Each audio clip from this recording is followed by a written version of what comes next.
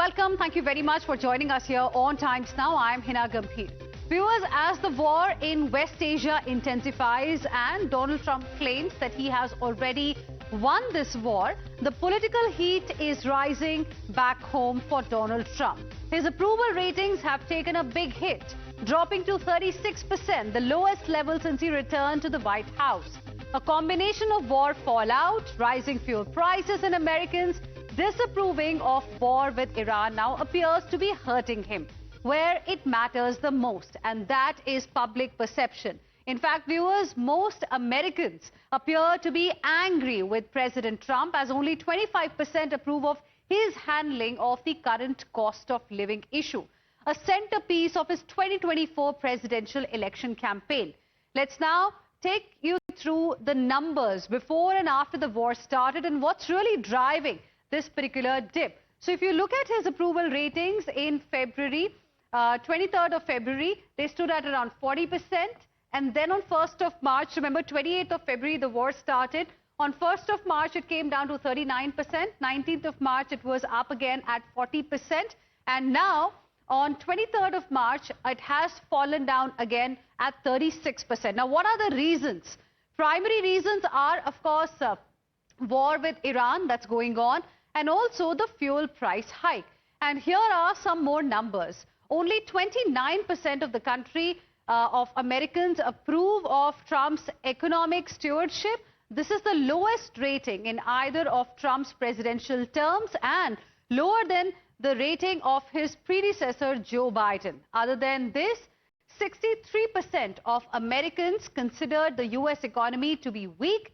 And interestingly, this included 40% of Republicans, and lastly, 46%, in fact, of Americans believe the war in Iran is going to make the U.S. less safe in the long run. So this is about the numbers and the approval ratings. Now, viewers, now we have some big breaking news coming in at this point in time. And then, of course, we will be telling you about what India is really planning to do to safeguard its interests as far as the energy crisis is concerned. And before that, let's talk a little bit more about the dip in approval ratings of Donald Trump. In fact, that has really come at this point in time. Shinjoy Chaudhary is going to be joining us in just a bit to help us understand, what the implications of this particular dip in the approval ratings could really be for Donald Trump. Let's go across to Shinjoy Chaudhary joining us on the broadcast for more on this. Shinjoy, from 40% in February, it has come down to about 36-odd%. And again, Trump is now trying to suggest that he has already won this war, even though Iranians are saying something entirely different. So what do we make of these numbers, and how much do you think these could really impact how Trump behaves going forward vis-a-vis the current war? Well, yes.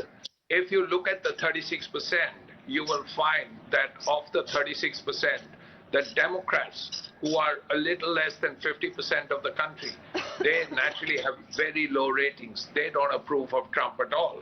Then you come to the very crucial segment, about 20% or so, which is the independents. Now, the independents are very crucial. If the independents gradually let Trump down or gradually decide that Trump won't do, then it's a big problem. And that is exactly what is happening. More and more of the independents seem to be deciding that Trump is not worth it. That's really the first point. Secondly, then you have Republicans. That's another 40% of the country, of the United States. Now, of this 40%, he still has his support among the MAGA crowd. But there are some Republicans who are shifting away, who are beginning to worry about Trump. Now, one issue that must be kept in mind, there is a strong link between support for Trump and the price of gas or petrol in the United States. If it goes to about $4 plus a gallon and touches $5, then Trump's support will begin to drop. That's basically a thumb rule, that if it's $5 a gallon, the American has to pay for, and to put, then why will they vote for Trump is the question that comes up.